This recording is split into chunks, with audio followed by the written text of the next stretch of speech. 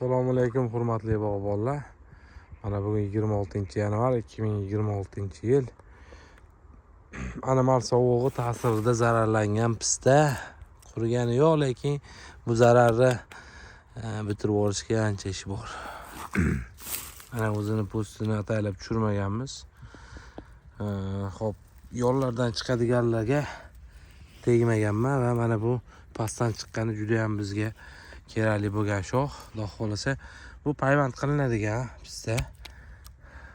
8-bargida payvand shu orada bitta qolib ketgan.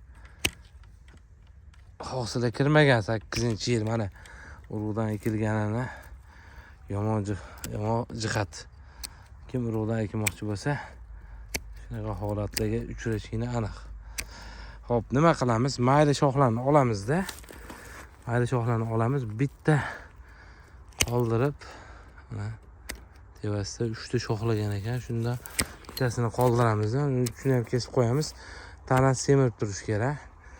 Bu ham shu holatda. Tanasi semirib tursa inshaalloh.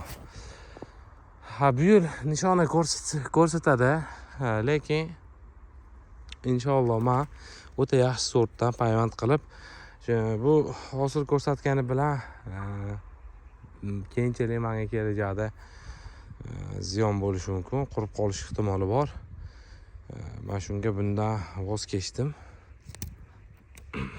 Daraxt asosiy tanasidan bu yerda bitirish ham oson emas, yarasini va yangi payvand solib solamiz inshaalloh. 26-yil payvand solamiz. Payvandning natijasiga qarab kelasi yil 27 Navruzdan keyin to'liq kesib tashlaymiz daraxt.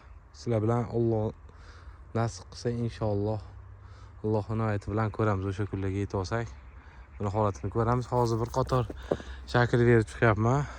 Mana bu erkak daraxt. Kamroq oldim va tikkaroq qo'yib yuboryapman. Erkak daraxtlarni tikka qo'yib yuborishingiz shart. Tepaga qarab o'tsin. Maksimum darajada oldim. Ichiga kirib bo'lmaydigan darajada bo'lib ketgan ekan. Qolganlarni o'sha yoyilib yonga tashlaydigan holatda o'sadigan qilib, xuddi mana bu daraxtga o'xshab yonga tashlab o'sadigan qilib inshaalloh Alloh nasib qilsa o'stiramiz. Ana bu ham payvand bo'lgan. Uni ham mana kesib tashlaymiz. Bu tomoni o'ng tomonga chiqqani va yaqinroq kadrdan ko'ramiz. Mana shu mana qaychilib ko'rsatyapman. Mana shu tomonga chiqqani payvand. Uni kesib tashlayman. U tevasi erkak daraxt. Erkak daraxtga payvand qilingan. Xudo xolasa inshaalloh keyingi videoroligimda kartalashtirmoqchiman. Bu yerdagi erkak daraxtlarning o'rnini aniqlab, bog'da qaysi joylarda erkak daraxtlar turibdi. Ularni men bilasizlar, erkak daraxtlarni 3 ga bo'lganman. Erta, o'rta va kech gullaydigan. Kech gullaydigan ham o'ta kech gullaydigan sortlardan bo'lishi mumkin. Shuning uchun menda bor shunaqalari. Bularni hammasini kartalashtirib, aniqlashtirib olmoqchiman o'zim uchun va bog'i kelajagi uchun.